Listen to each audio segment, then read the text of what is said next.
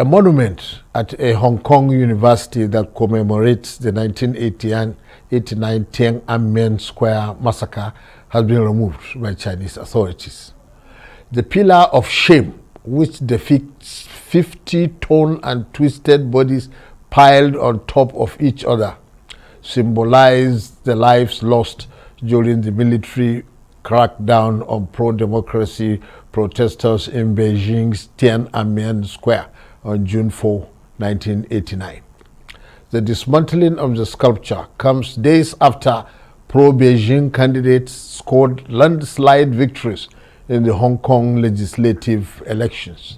Its removal also comes as Beijing has increasingly been cracking down on political dissent in Hong Kong. The city used to be one of few places in China that allowed public commemoration of the Tiananmen Square protests. For more on this story and China's growing crackdown on political dissent, I have with me in the studio Arise correspondent Dan Warren. Dan, you are welcome. Thank you very much. To Arise interview. The removal of this pillar of shame at the University of Hong Kong. Hong Kong for a long time was the only place in the whole of China that was allowed to even have some commemoration of the Tiananmen events. Did we see this coming? I think it's inevitable. It has been discussed. I mean, even back in October, the university was talking about removing it, and there was allegedly it was ordered to be removed, but it stayed there until this moment in time.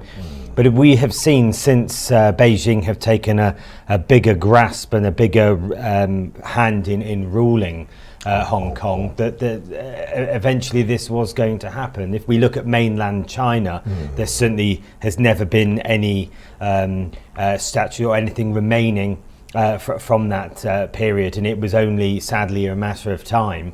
Once I mean, in fairness, some would say it's been a couple of decades since the British handed it over, so therefore they've given it it's not just happened overnight. But you would be a fool to go, well, this has come out of thin air and this is a complete surprise. They gave it time. The statue lasted for 24 years. Now, how about the reason that the Hong Kong authorities have given for dismantling this statue? They said it is old, that it is fragile copper structure, and that it poses some security hazards to people around. How does that sound? Well, it sounds as an excuse. They make any reason to remove it. I mean, the university have been saying, well, actually nobody asked permission to build it there in the first place, and it shouldn't be there. It seems to be all sides that don't want to upset the Chinese Communist Party, or the Chinese Communist Party themselves are making any reason as health and safety, or it shouldn't have been there, or there was no permission. When you get multiple excuses or multiple reasons as to why something has suddenly been removed, it does start to ask a lot of questions as to what was the genuine reason behind this.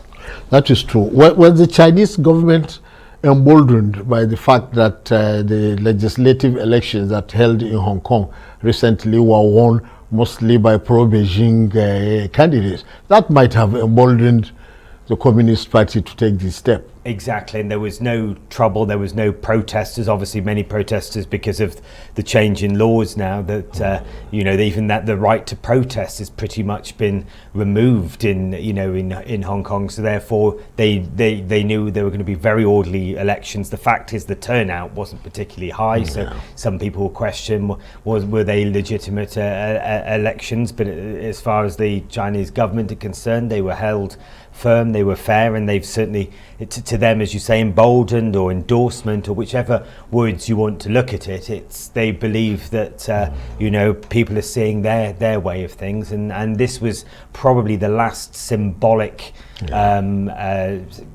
remain from sort of the old generation or the previous administrations and the previous setup in Hong Kong.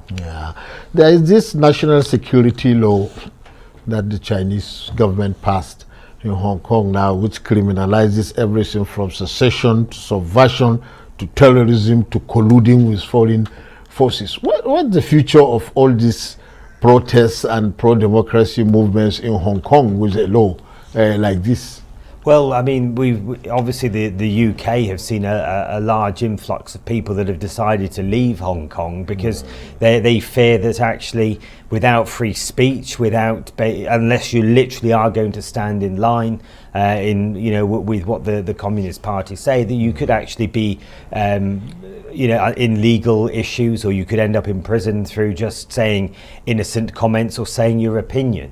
And that's why there is actually problems in the UK, because suddenly so many visas have been issued to people from Hong Kong that want to relocate, because the British government believe it's their duty to offer almost a safe harbouring for people. And I think the problem is now it's basically a lot of people are interpreting as their way or the highway. If you don't follow in line, you are an outsider, a lone ranger, and people have ended up in prison for saying stuff that's been years in the past. And I think this is the problem that the sort of Hong Kong authorities have got, and Carrie Lam in particular, that she certainly doesn't seem to be standing up for the residents of Hong Kong. She's just basically repeating what Beijing are asking.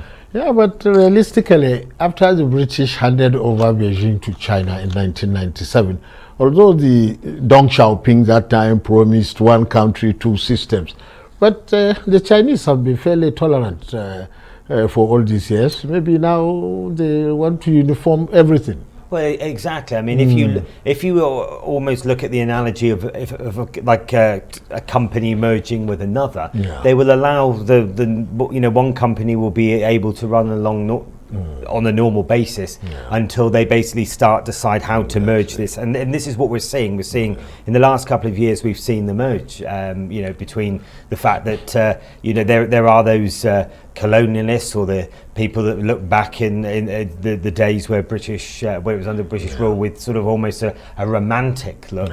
But those days, as you say, 24 years ago have gone. This wasn't overnight. It's not like the clock struck midnight and suddenly tanks came rolling in. They have been tolerant. They have made it quite clear what they would like to do. And I think anybody that follows Chinese politics, which people in Hong Kong would for obvious reasons, it would be very suspicious if they said that they were going to leave Hong Kong the way it was. I mean, why else would China want it back if they're going to rule it under the like it was under the British? Yes.